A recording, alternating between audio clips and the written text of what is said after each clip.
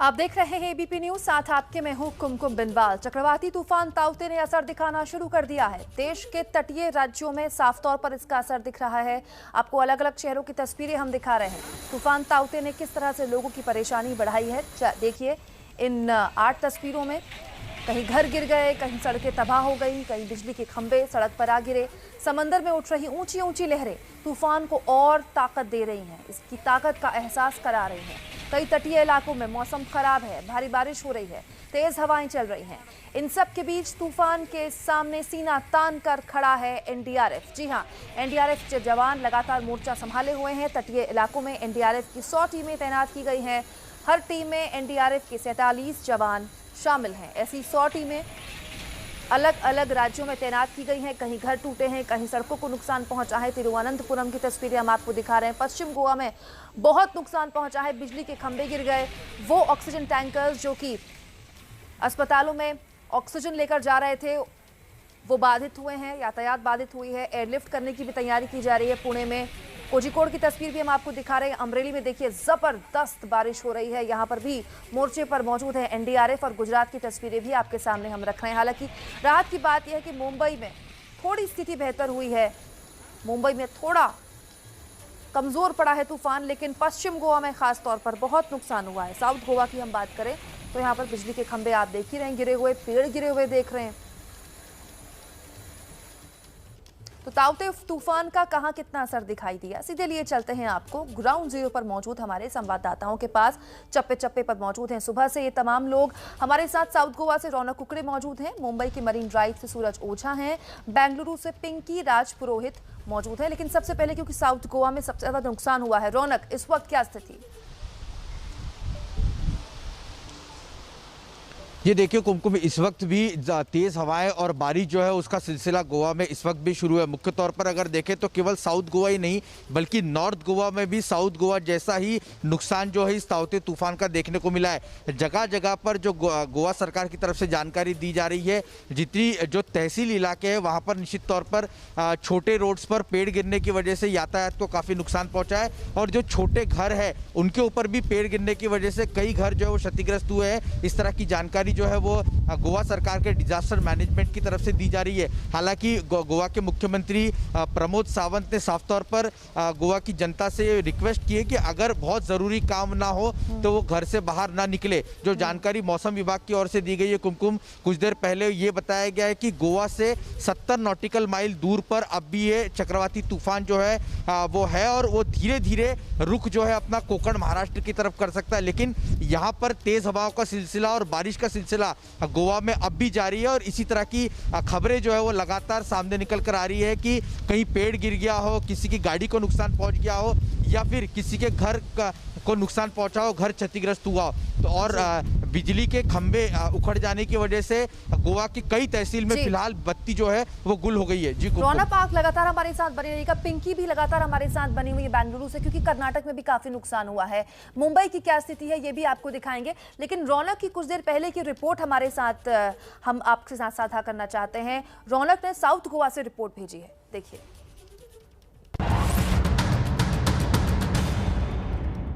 तोते चक्रवाती तूफान का असर जो है वो साउथ गोवा में खास तौर से देखने को मिल रहा है। साउथ गोवा के कोंकलिम इलाके की तस्वीर है जहां पर इलेक्ट्रिसिटी का ये पोल तेज हवाओं की वजह से ढह गया है, जिसकी वजह से ट्रैफिक पर काफ़ी असर देखने को मिल रहा है।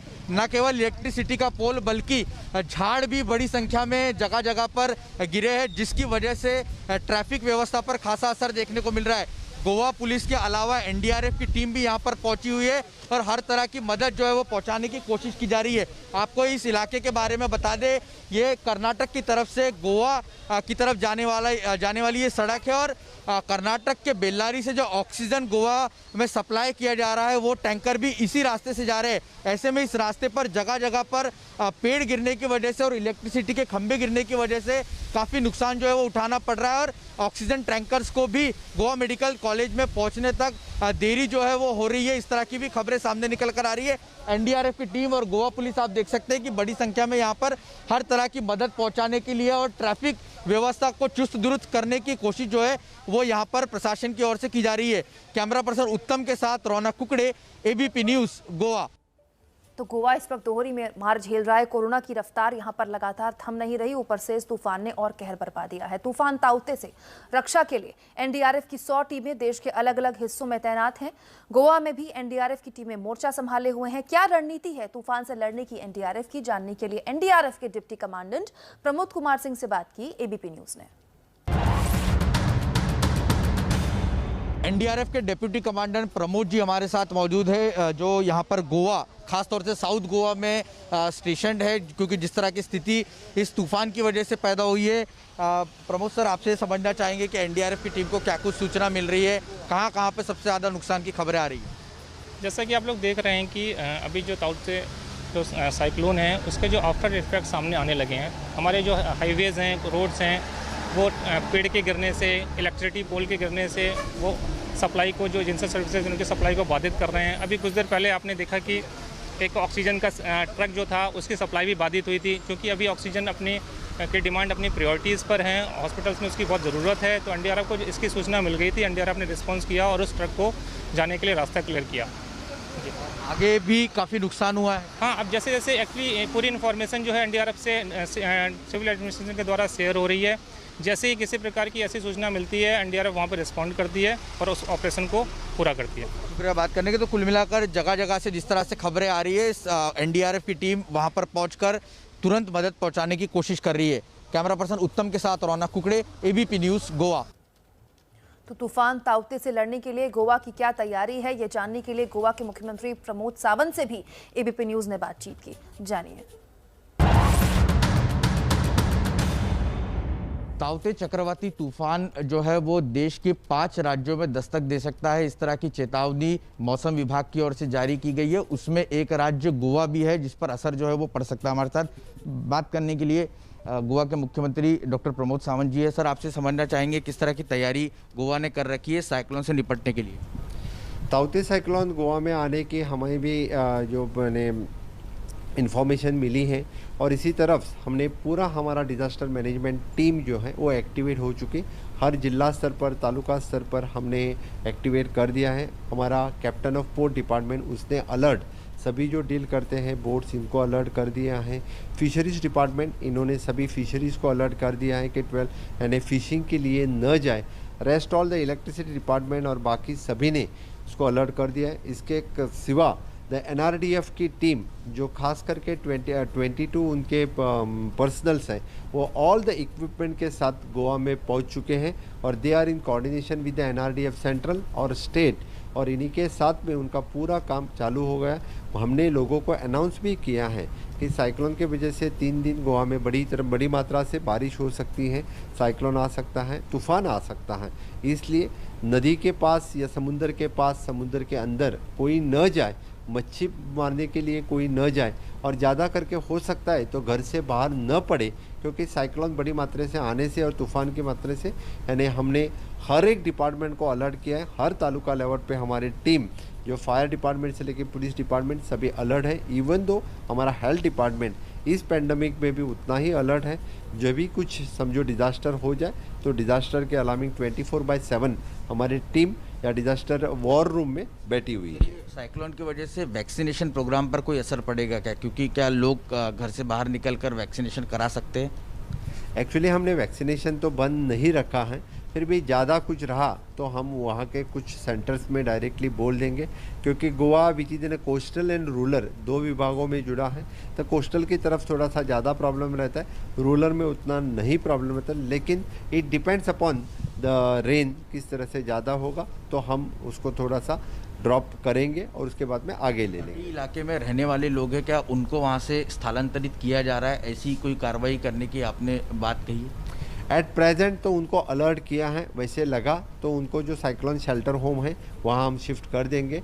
वी आर मॉनिटरिंग 24/7, अपने भी बंदे वहाँ पे पूरे लगे हुए हैं। डेफिनेटली वैसा कुछ लगा तो within 24 hours we can shift them in the cyclone shelter. शुक्रिया बात करने तो कुल मिलाकर इस चक्रवाती तूफान को लेकर गोवा सरकार ने भी अपनी पूरी तैयारी कर रखी है और हर तरह का अलर्ट जो है वो जारी किया गया है। कैमरा पर्सन उत्तम के साथ रौनक कुकड़े, एबीपी न्यूज़, गोवा। तो मुख्यमंत्री क्या कह रहे हैं गोवा के, हमने आपको सुनाया। एनडीआरएफ की क्या तैयारी है ये भी आपको दिखाया, ग्राउंड जीरो में क्या हालात है गोवा के ये भी हमने आपको दिखाया। लेकिन एक और राज्य गुजरात की बात करनी चाहिए। गुजरात के तटीय इलाकों में भी ताउते टकराने वाला है। तूफान के टकराने से पहले ही तूफान का असर भी दिखने लगा है। सूरत शहर में अचानक तेज हवाओं के साथ बारिश शुरू हो गई है। हवा इतनी जबरदस्त है कि सड़क किनारे लगे होर्डिंग्स और पोस्टर गिर गए हैं। देखिए संवाददाता धनराज बागले की रिपोर्ट। तोकते साइक्लोन की सीधी असर गुजरात के सूरत शहर में भी देखने को मिल रही है। भारी बारिश हो चुकी है। तस्वीरें आप देख सकते हो, सूरत के 8 विस्तार का नजारा है। इस इलाके में फिलहाल एक जबरदस्त पवन के साथ यहाँ पर बारिश हुई है और यहाँ पर लगे हुए जो बैनर्स है वो भी तहस नहस देखते नजर आ रहे हैं। भारी पवन के साथ यहाँ पर बारिश हुई। ऐसे में जो बड़ी इमारतें हैं, बड़ी इमारतों में जो कांच की बारियां है वो भी टूटी हुई होने के समाचार सामने आ रहे हैं। इस प्रकार से सूरत शहर का नज़ारा है। भारी बारिश यहाँ पर हो चुकी है।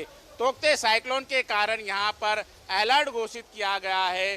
जो दरिया किनारे के आसपास रहने वाले 40 से ज़्यादा गाँव में अलर्ट घोषित किया हुआ है। रैपिड एक्शन टीम है नगर निगम की ओर से तैयार रखी गई है। अगर कोई घटना होती है तो उस घटना में तुरंत ये रैपिड एक्शन टीम है वो पहुंचेगी और कामकाज करेगी। इस प्रकार से सूरत शहर में आप देख सकते हो भारी बारिश के साथ यहाँ पर जो माहौल यहाँ पर देखने को मिल रहा है, काला बादल यहाँ पर छाया हुआ है। जिस प्रकार से मिनटों पहले जो वातावरण यहाँ पर देखने को मिल रहा था, हवामान तापमान देखने को मिल रहा था, यहाँ पर घने बादल छा चुके हैं और भारी बारिश यहाँ पर होने के कारण लोग जो है वो भीगते नजर आ रहे हैं। सूरत शहर का नज़ारा, सूरत के अलग अलग 8 जोन में यहाँ पर बारिश हुई है और जिस तरह से देख सकते हो सूरत शहर में जो साइक्लोन है, तोकते साइक्लोन की सीधी असर जो है वो सूरत शहर में दक्षिण गुजरात में देखने को मिली है। कैमरामैन राकेश पानवाला के साथ धनराज बागले, एबीपी न्यूज़, सूरत। तो गुजरात के भावनगर भी देखिए तस्वीरें, यहाँ पर तटीय इलाके से तूफान के टकराने की यहाँ भी संभावना है। अभी वहाँ क्या हालात हैं जानने के लिए संवाददाता वीरेंद्र राजगुरु की रिपोर्ट।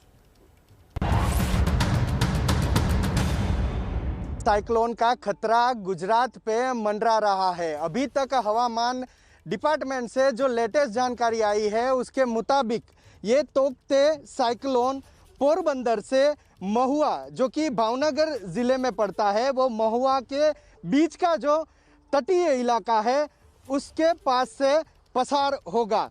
इसकी जो संभावित असर है उस असर में हवामान डिपार्टमेंट ने बताया है कि तेज़ बारिश हो सकती है और पवन की गति भी तेज हो सकती है। हवामान विभाग का कहना है कि आज शाम से वो असर दिखनी शुरू होगी। जो ज़्यादा असर 17 तारीख को यानी कि कल ये असर ज़्यादा दिखेगी और मंगलवार दोपहर तक इसकी असर देखी जा सकती है। ये महुआ का दरिया किनारा है। अभी इस दरिया में बढ़ती शुरू हुई है।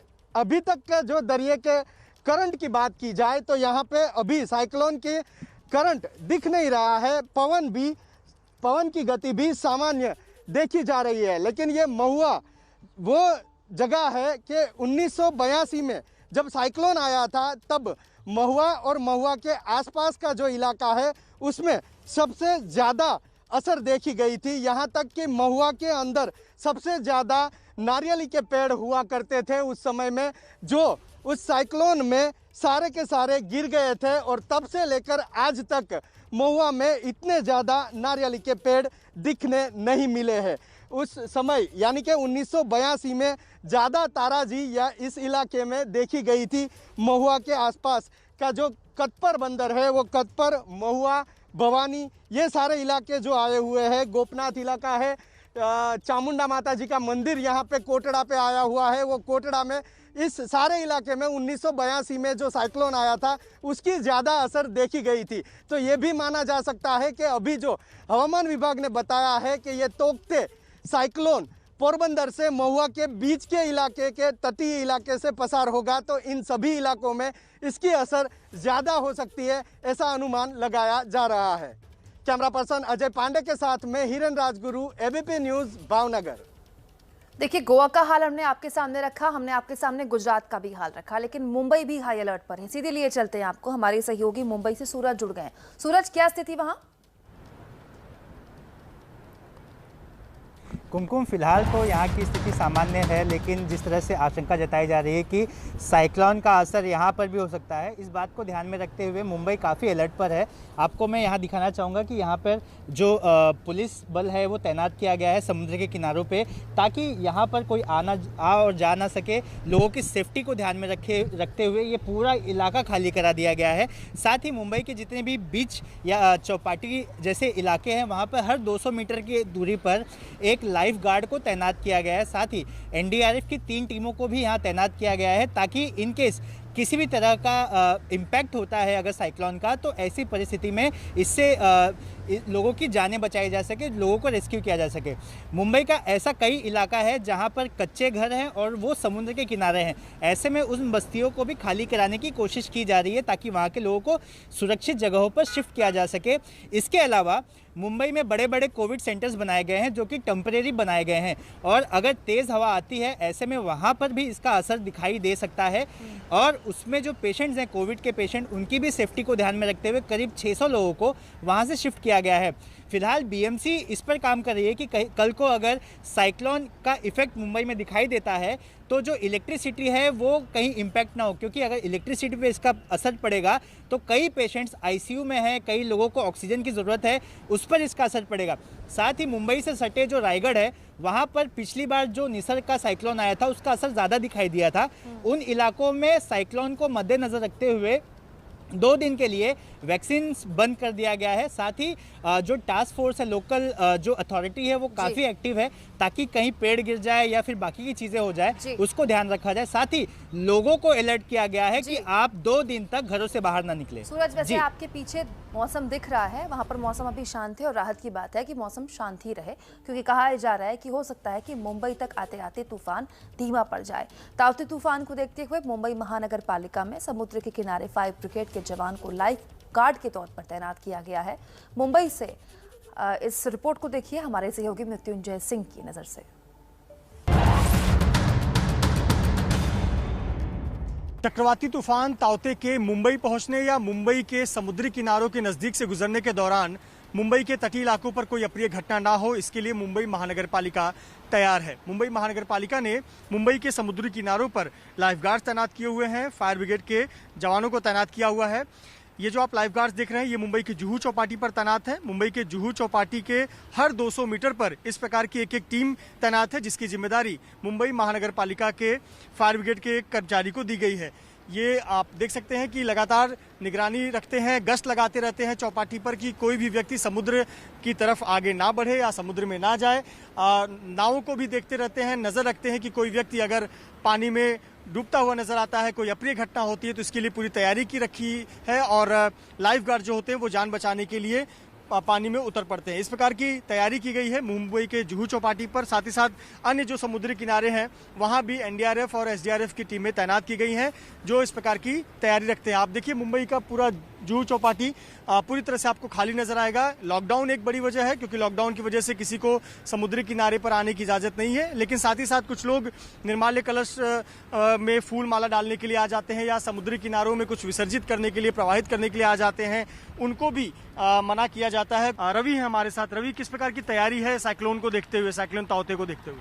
जी सर, हम लोग को 3 दिन का हाई अलर्ट दिया हुआ है। उस तरह से हमारे हर लाइफ गार्ड यहाँ पे 5 पॉइंट पे 2-2, 3-3 ऐसे लाइफ गार्ड है हर एक 5 पॉइंट पे, और हमारा सर्च और रेस्क्यू टीम भी है फायर ब्रिगेड का। 3 दिनों का आप लोग को अलर्ट जारी किया गया है। ऐसे तो मुंबई के किनारों पर आने पर रोक लगी हुई, लेकिन जो लोग आ जाते हैं उनको आप लोग क्या बताते हैं? जी सर, देखिए लॉकडाउन की वजह से तो अभी भीड़ उतना कम है, लेकिन फिर जो भी लोग आते हैं, फूल डालने आते हैं या फिर कुछ अस्थि वगैरह डालने आते हैं, तो फिर उनके साथ हमारे लाइफ गार्ड खड़े रहते हैं, फिर उनका जैसे काम होता है उनको बाहर निकाल दिया जाता है। अभी हम देख रहे हैं जगह जगह पर रेड मार्किंग की गई है, लाल झंडे लगाए गए, इसका क्या प्रतीक होता है?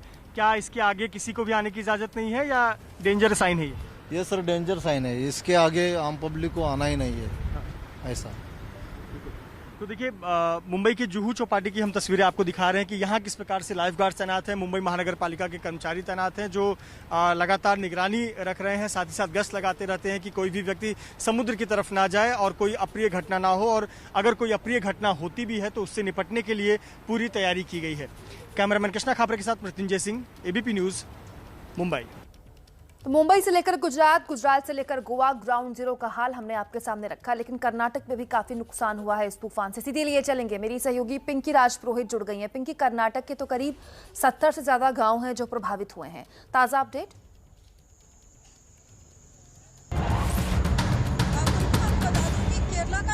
कोस्ट और कर्नाटका का कोस्ट जब ये साइक्लोन जब हिट हुआ उस वक्त जो है ये सीवियर साइक्लोन था, लेकिन जैसे जैसे अब ये आगे बढ़ रहा है उत्तरी दिशा में, सीधे तौर पर जो सीवियर साइक्लोन था वो अब वेरी सीवियर साइक्लोन में तब्दील हो चुका है। अगर सैटेलाइट इमेज से आपको बताना चाहूँ तो इस वक्त ये साइक्लोन जो है आप देख सकते हैं कि गोवा के तट से करीब 150 किलोमीटर की दूरी पर है, वहीं मुंबई से 300 किलोमीटर की दूरी पर है, दीव से करीब 500 किलोमीटर की दूरी पर है, यानी लगातार ये उत्तरी दिशा में बढ़ रहा है। और जैसे जैसे ये गुजरात के कोस्ट पर पहुंचेगा, जो हवा की गति होगी वो करीब 185 किलोमीटर पर आवर की रफ्तार से होगी।